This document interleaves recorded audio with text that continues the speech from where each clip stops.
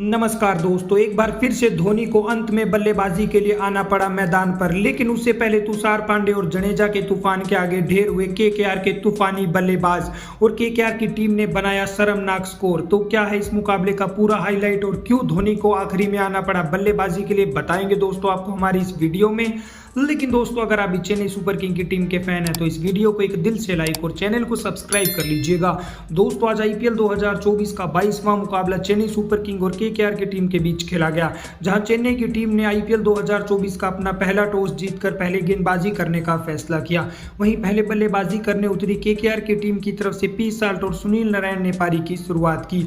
लेकिन केकेआर की टीम की शुरुआत बेहद ही खराब रहती है, क्योंकि पहली ही गेंद पर पी साल्ट 0 रन बनाकर तुषार पांडे का शिकार हो जाते हैं और 0 रन के स्कोर पर ही केकेआर को पहला झटका लगता है। और फिर उसके बाद सुनील नारायण और रघुवंशी के बीच शानदार पार्टनरशिप होती है। हालांकि ये दोनों बल्लेबाज धीरे धीरे स्कोर कार्ड को आगे बढ़ा रहे थे और दोनों बल्लेबाजों ने अच्छी बल्लेबाजी करते हुए पावर प्ले में केकेआर की टीम को 50 रनों के पार पहुंचा दिया।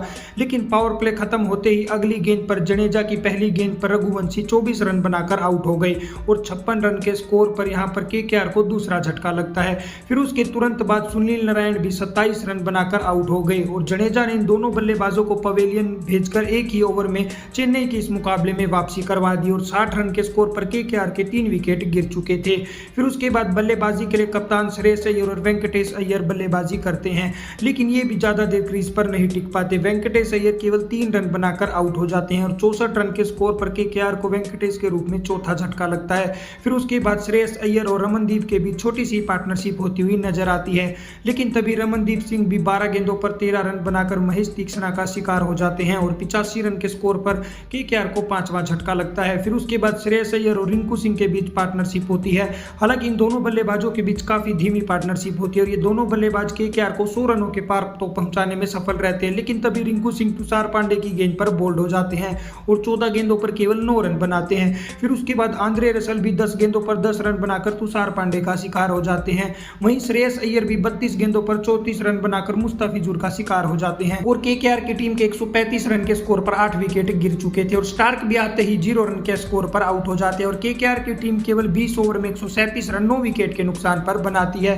और चेन्नई की टीम की तरफ से तुषार पांडे 3 विकेट चटकाते हैं, वहीं जडेजा भी 3 विकेट चटकाने में सफल रहते हैं। मुस्तफिजुर 2 और महेश तीक्ष्णा 1 विकेट चटकाते हैं और जवाब में 138 रनों के छोटे से लक्ष्य का पीछा करने उतरी चेन्नई सुपर किंग की टीम की शुरुआत बेहद ही शानदार रहती है। हालांकि सचिन रविंद्रा आते ही 8 गेंदों पर 15 रन बनाकर ताबड़तोड़ शुरुआत देकर आउट हो जाते हैं और 27 रन के स्कोर पर चेन्नई को पहला झटका लगता है। फिर उसके बाद ऋतुराज गायकवाड़ और डेरियल मिचेल के बीच शानदार पार्टनरशिप होती है। हालांकि दोनों बल्लेबाज इस मुकाबले में काफी धीमी बल्लेबाजी करके स्कोर को आगे बढ़ाते हैं, क्योंकि टारगेट बड़ा ना होने की वजह से इन दोनों बल्लेबाजों पर बिल्कुल भी प्रेशर नहीं था और दोनों बल्लेबाज शानदार बल्लेबाजी करके चेन्नई की टीम को लगभग 100 रनों के करीब पहुंचा डालते हैं। लेकिन तभी डेरियल मिचेल आगे बढ़कर छक्का मारने के चक्कर में सुनील नारायण की गेंद पर 19 गेंदों पर 25 रन बनाकर आउट हो जाते हैं। दूसरे छोर पर ऋतुराज गायकवाड़ अर्धशतक बनाकर अच्छी बल्लेबाजी कर रहे थे और फिर उसके बाद शिवम दुबे उनका साथ निभाने आते हैं। शिवम दुबे आते ही अपनी ताबड़तोड़ बल्लेबाजी की शुरुआत करते हैं और 3 छक्के लगा डालते हैं, लेकिन वो भी 18 गेंदों पर 28 रन बनाकर अपना काम कर आउट हो जाते हैं और चेन्नई की टीम को 135 रन के स्कोर पर तीसरा झटका लगता है। फिर मैदान पर आते हैं धोनी, जहां पर चेन्नई की टीम को केवल 3 रनों की जरूरत थी और धोनी 3 गेंदों पर 1 रन बनाकर नाबाद लौटते हैं और दूसरी तरफ ऋतुराज गायकवाड़ कप्तानी पारी खेलकर 58 गेंदों पर 67 रनों की पारी खेलकर चेन्नई को इस मुकाबले में 7 विकेट से जीत दिलवाते हैं और चेन्नई की टीम 14 गेंदें पहले रहते इस मुकाबले में जीत दर्ज कर लेती है और इसी के साथ चेन्नई की टीम पॉइंट्स टेबल में भी नंबर 4 के स्थान पर आ गई है, जो 5 मुकाबलों में 3 मुकाबले जीती है और कुल 6 अंक अर्जित कर चुकी है। तो दोस्तों, ऐसी ही क्रिकेट से जुड़ी सभी ताजा खबरों के लिए चैनल को सब्सक्राइब कर लीजिएगा।